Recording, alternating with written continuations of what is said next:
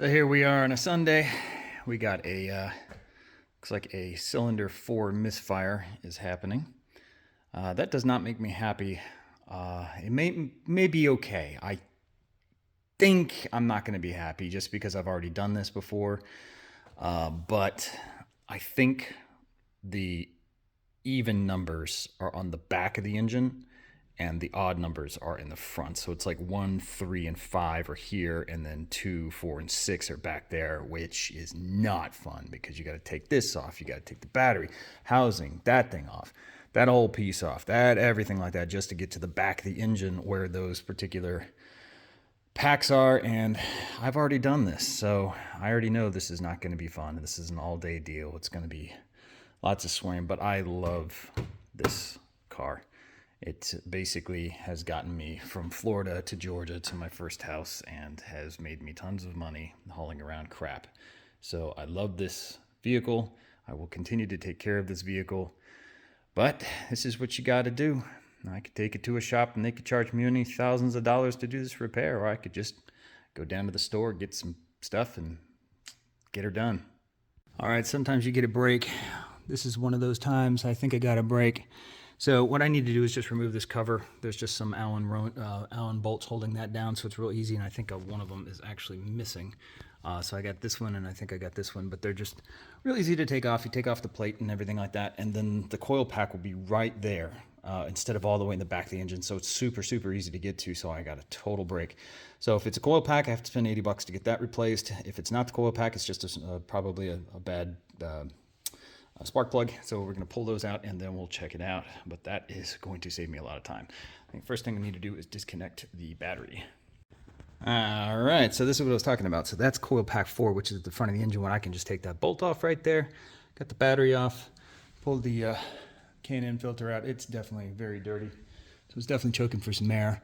I could obviously clean the mass airflow sensor, but I'd have to take all the epoxies off, and I don't really want to do that right now. But I think this coil pack's the original stock oil pack, because obviously this one is replaced, and I did all that. But you see all this other crap I'd have to take off. I have to take off fuel harness, this. I mean, it's just to get to the back of those coils back there, it's just ridiculous. All this has to come off to get to those.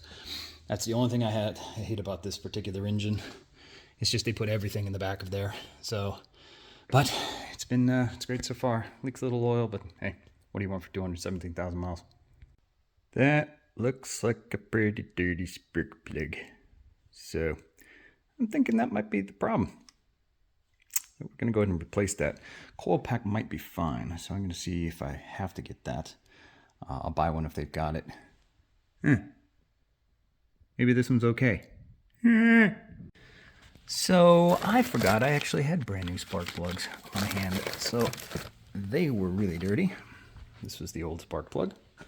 And I have new spark plugs. So I'm just going to put the original coil pack back in. Doesn't look like it's having too much problem. Doesn't look like it's in bad shape. So I'm just going to go ahead and try it. I might have just fixed this thing by simply just getting it home. Already had all the parts. Wouldn't that be just awesome? Yeah, that crap right there, that crud, was all in between that filter. So yeah, this poor car was choking for air. So we're going to clean it, re-oil it, put it back together, change the oil, and rock and roll. Alright, now that we cleaned it out, blew it out with the thing, and see how nice and clean that is. We'll just have to go ahead and, that's what I used to blow it out. Dried it up. Come over here, spray it with some oil. And then, I'm not going to do this while I'm holding it. Alright, so had just enough cleaner and just enough spray. So all this shit. No.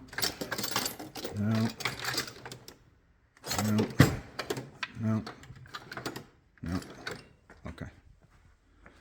Yeah, that's what a contractor's garage looks like. Yeah, you don't have one miter saw, but you have to have two. Yeah. And then I need brake cleaner parts. And I need that to catch the oil, the jack and stands, and I'll do all that stuff like that. Cool. All right, so we gotta just wait for the filter to kind of sit for about 20 minutes, and then we'll come back, pop it in there, and hopefully this thing will start right up, and I'll just change the oil, and we're good to go again. So I'm not gonna lie, Working on cars can be terrifying. This thing actually stuck on the end of the coil pack over the top of the spark plug, and there was some kind of spring that was in here that was on top of the actual spark plug. So I think this coil pack pretty much needs to be replaced, because this was, I guess this is the contact point between the two things, and since it's not really sitting in there, I guess it's supposed to just kind of spring on top of that, maybe sit like this. But if that's the case, I don't know if this is going to work for me, because I don't believe if I should put that back if it's not solid, and that's what I got to keep in there. So I had to use a little puller for this guy just to get that piece of rubber out of there. So if you didn't have that, you'd be stuck with this, and you'd be towing it to a garage, and that's that. But yeah, this coil pack is the thing I've got to replace, so I'm just going to go ahead and head to the store. Hopefully they have this version, to where I thought I was going to have to replace this one because this was the actual one. But no, that's the one we're going to take to the dealer, to the store. Okay, had to get a new coil pack. That was down the street, so it only took me about 20 minutes to get that. Let the new oil filter. Oil filter is not oil filter, air filter. I don't know if it's sitting in there perfectly, but either way, here's the startup. All right, here's nothing. Running like a champ.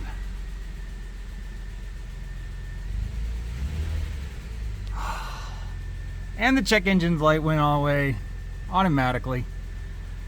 I rule! So for you guys that want to know what I've actually done on this car, well, cleaned all the brake fluid out, did the master cylinder flush, did all the brakes. I've done all my tire rotations myself. I do my new rotors, new brake pads, and obviously, like I said, flush that. You know, did coolant flushes, replaced the housing for the fan, replaced the radiator, replaced both O2 sensors, did full tune-ups on this, cleaned the mass airflow system, replaced the batteries, you know, maintained the airbox, replaced the alternator, the timing belt, the serpentine belt, the water pump, obviously valve cover gasket. I've done the CV axle for over here, and I've done the struts over here in the back, and I put in the sound system for in here, wired that whole thing up. So I'm trying to think, I might have missed a few things that I've actually done, but yeah, I'm not a mechanic by any stretch of the means, but you'd be surprised what you could do with an OSB2 reader, and obviously oil changes and transmission flushes and all that kind of stuff. But yeah, you can maintain your own car, and this is why a 20-year-old car is a pretty dope thing to have, because you can pretty much just fix it with shit you've got lying around. Literally, the only thing I had to buy to fix this car today. I've even redone the lights. Yeah, keep old cars, learn them, fix them. These are things that'll keep you running for 400,000 miles, and yeah, it's not pretty. It's got its scratches and it's got its dents. But this is how I make my living. Love you, car. So this little gadget right here, this is the jam. You can download the software, it comes with this, but this thing I think it was like either 100 or 120 bucks or 150 bucks, but let me tell you what, it is way freaking better than these pieces of crap here. I mean, these will clear codes, and these are kind of like for flippers that, you know, buy cars and get rid of the code so they can sell things with problems. But you know, they can give you general stuff, but this thing, when you plug it in, it gives you a full report. Even gives you links to how other people have fixed their cars, also YouTube videos, also links to Amazon parts and all sorts of different types of things. So, I mean, this right here is your own mechanic. Diagnoses everything. And then you can say the report. And the other bonus that this thing really does for you is if you do have to take it into a dealership or have it serviced or something like a transmission that you cannot handle, you can take a screenshot or basically a capture of your entire system, all the codes, all of the things that are on there. So if the dealership tries to pull some wires and do some fancy shit and to say, hey, you got this, you got to replace that, you have a copy of a report that's time-stamped to prove that that code didn't exist before you got in there. So they're going to have to suck you. Okay, on to the fun stuff. So we got drips already, and I'm going to replace the oil. Believe it or not, my BMW X5 is actually much easier to replace. You don't have to take any of this plastic off, get that crap all over, and it's just 2 tools. It's just an Allen wrench and a kind of a cover for it. I mean, this is easier as far as just like taking off the couple little parts, but realistically, it's not a hard repair. It just takes a little while. So what I think I'm going to do, since it's such a lovely day, I'm going to let this drain while I go take a ride on my bicicleta.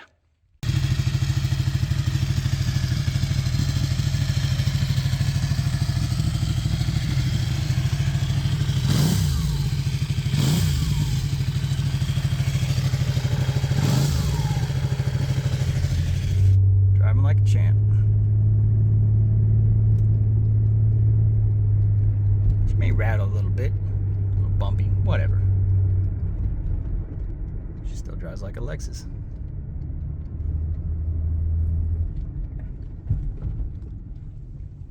All right, definitely gonna go take a ride.